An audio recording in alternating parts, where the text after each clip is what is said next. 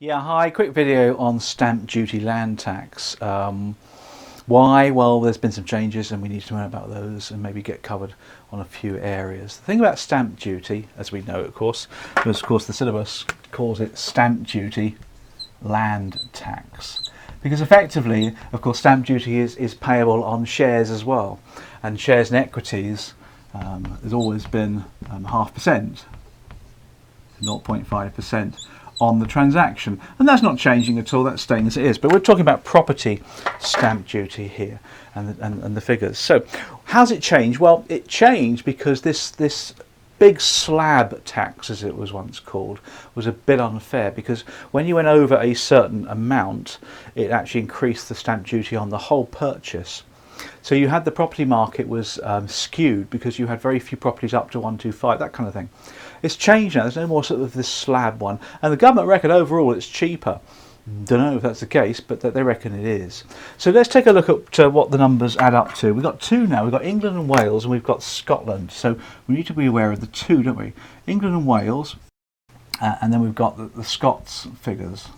So what are the English and the Welsh tiers? Well, from 0 to £125,000. Put a little K in there for 1,000. It's still 0%, which is fine, isn't it? Now the Scots, because they can be different now, and that's fine. They've gone for a 145. 145 as the limit, and that's at 0% too. So if you get to remember both, it's a bit tricky, isn't it? Which is why you get them on the tax information sheets, but you don't get these in exams. You've got to be a bit careful with this. Then you go to chargeable. Then so between 125, and I'll leave out the K now for you, and 250, they now charge at 2%. And the Scots, of course, start at 145, is theirs, and they take you up to 250. And that's at 2%. Now, the difference here is that it's a bit like income tax calculations that we've done before. If you're purchasing a property for, say, 200,000, then the first 125 of that's going to be nil, and then you're going to have 75,000 at 2%. So again, buying at 200,000 is the example. The first 125 is nil, and then only £75,000 of that property is charged at 2%. In the old days, of course, the whole lot would have been charged. I think at 1% for that one. So it's slightly cheaper in that respect. Let's keep it going. So beyond 250,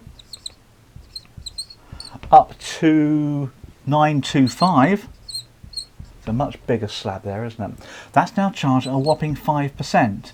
Now you might think that's a lot of money, but it is cheaper. Now I bought my place 15 years ago for 300, and we were charged 3% on the whole lot. So I was charged about almost £10,000 on stamp duty. Now in the same situation, now if I was on 300, I'd pay nothing on the first 125, 2% on the next 125, and then 3% only on 75,000. So I haven't done the numbers, but it would have been substantially cheaper for me to have done that. There we are.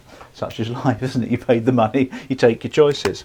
Now the Scots, we've got the 250 there. They take that up to 325, in which they then charge 5%. So it's just different figures, isn't it? And then you've got 925, way up to a hefty 1.5 million, and that's charged at a stonking 10%. But again, you see, that's the chunk. There's a pretty big chunk at 10%, mind you. If you've got a property in London, 800,000-900,000, not unusual, is it? So again, it's chunked down. The Scots are going for 325, and they're taking theirs to 750, and that's coming in at 10%. A similar figure there, just slightly lower numbers there. Different house prices in Scotland, apart from Edinburgh, of course, which is insanely expensive. And then you've got this, above 1.5 million, pretty big mansion going on there, and that's at 12%. And then you've got above 750 on the Scott side of things, and that's coming in at 12% as well. Okie dokie, so be careful of that. You do need to remember these, because the English and Welsh law, because you'll get tested. It's a lot to remember. You've got to know your numbers and your figures. Often in these exams, what I like people to do is to, as soon as the exam starts, just memorise that and write it down. It's not in the old days it was easy, it was 1, 3, 5, 7 or something like that.